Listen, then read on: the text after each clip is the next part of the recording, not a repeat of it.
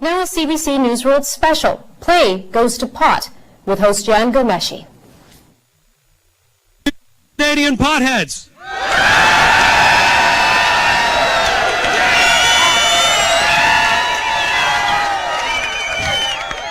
Is Canada a nation of stoners?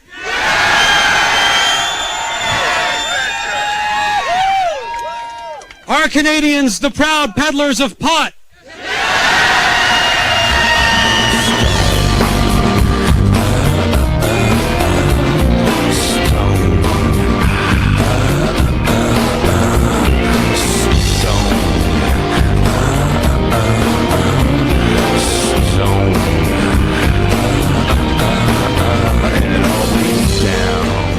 Jan Gomeshi on Parliament Hill in Ottawa for the Fill the Hill Marijuana Rally. This is a special edition of Play where we're going to inhale the history, culture, and politics of pot. We're going to go to a jail in the middle of the California desert and talk to Tommy Chong. We're going to sample the world from South America to Australia. We're going to look at a medical marijuana debate, why hemp is so ugly, and we're going to hear the voice of America from pot activists in Los Angeles and the Drug Enforcement Administration, as well as the newly anointed Amsterdam. All that's coming up in the next hour. But first, our trip begins here in Ottawa with pot, politics, and the elections. It's like the words from an old love letter. The skies away aren't that much better when I'm stoned. Easy is how it used to feel, like grease around the driving wheel. Well, let's face it, Canada's cannabis laws are burning up a lot of valuable court time without necessarily preventing the users from smoking the weed. So despite the laws, there's still a lot of potheads in this country, or at least people who believe they should have the right to use marijuana, if not recreationally, medicinally. So what's a government to do? Well, there was a bill on the books for decriminalization before the election, but that died. And there's a lot of people in this country, young and old, who seem to think this should be an issue. Politics and pot, they go together like weed and rolling papers. And here in Canada, there's no shortage of either. You know that smoking pot is illegal in this country. Yeah. So do you still do it? Yeah. Publicly? Sometimes. You look like a wholesome young Canadian, all Canadian boy. You gonna really let all that go to pot? Well, you know, actually in my experience with the plant, it's a very benign drug. And I thought it was I'm kind of an overachiever by nature, and I thought maybe I would start slacking and not accomplishing much, stop growing. And I haven't found that happens at all. You can grow a tomato in your garden, why can't you grow a pot plant? The natural defenses are crumbling. The barriers of caution are beaten down. But if you get caught, you could get busted. The law now provides up to 6 months in jail or fines of up to $1,000 on a conviction for simple possession. If the Crown prosecutes you for trafficking, importing or exporting, you could receive a jail term of no less than 7 years to life. We're not encouraging drug use. We're just saying putting people in jail for smoking a joint is not the Canadian way. Jody Pressman is the Fill the Hill organizer. We have this kind of don't ask, don't tell policy as to where people are getting their marijuana, and where they're getting it from is from the black market. And no taxes is going towards all Canadians, and that's a big problem. It's an unsafe source, and regulation would avoid that. Politicians gotta pay attention today! I will bring back the legislation that died on the order paper. Marijuana should remain illegal. I think we can look at fines rather than jail terms for possession under 5 grams. We do favor a modernization of our marijuana laws, and we think there needs to be a rules-based system put in place to deal with issues like the age, and certainly to make sure there's no driving under influences. Did I smoke it? No. Therefore, I didn't inhale. But there is a rumor going around that I have eaten brownies. I was offered a joint once and I was too drunk. But no, the serious answer is that I'm an asthmatic, so I've never smoked anything. It wasn't a particularly memorable experience, and I didn't exhale. I experimented with marijuana a time or two, and I didn't like it, and didn't inhale, and never tried it again. On May 23rd, Mark Boris St. Maurice is the leader of the Marijuana Party of Canada. Polls show that, the things people are interested in over and over again are healthcare and education and the welfare state and taxes. I don't see marijuana at the top of that list.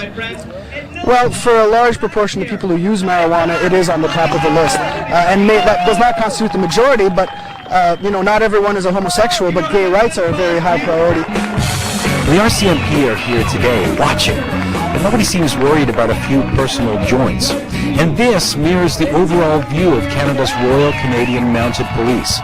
Now, we don't have a drug czar, but we have something pretty close. Chief Superintendent Raf Sukar, the Director General of Drugs and Organized Crime. It's time for a chat. Why is pot use illegal in this country?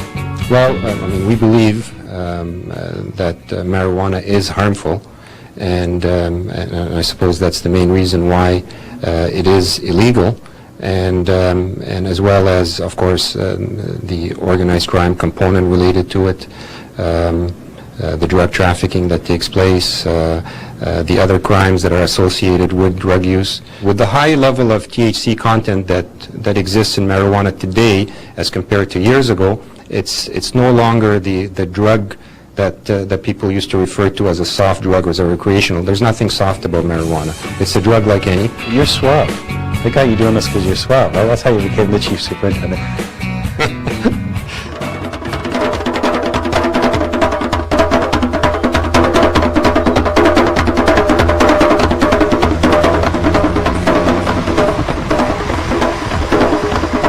A lot of people smoke ganja. We call it ganja. Dacha is more like a drug kind of term when you mix it with tobacco, but ganja is where you smoke it clean, just natural, you know, the herb from the earth. We call it bobo, Congo, tanga. In South Africa, it's something to heal our nation, and I can just encourage everyone upon this earth just to puff ganja, you know? Yeah.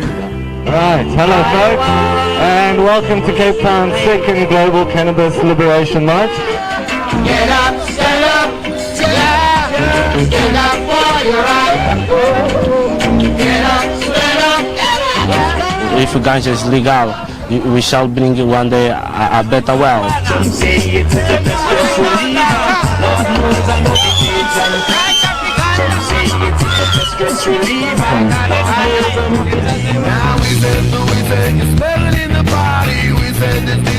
Ah, yes, lovely and exciting Hollywood, California, metaphor for America, land of contradictions. Let's see now, ancient Egyptian iconography just above the American Idol's finals. Or how about the fact that there's millions of pot smokers in this country having a good time and a criminal justice system just itching to put them all in jail? Do you think that Americans should be put in jail for marijuana-related activity? No, I don't. That's cool. It should be legal. Tax it, make it a good thing, you know what I'm saying? I think the government should have better things to do, like protecting us from getting our asses killed by members of Al-Qaeda instead of worrying about what we're watching on video and what we're smoking in our houses. Me and my friends do it together. It's a bonding experience. I have no idea.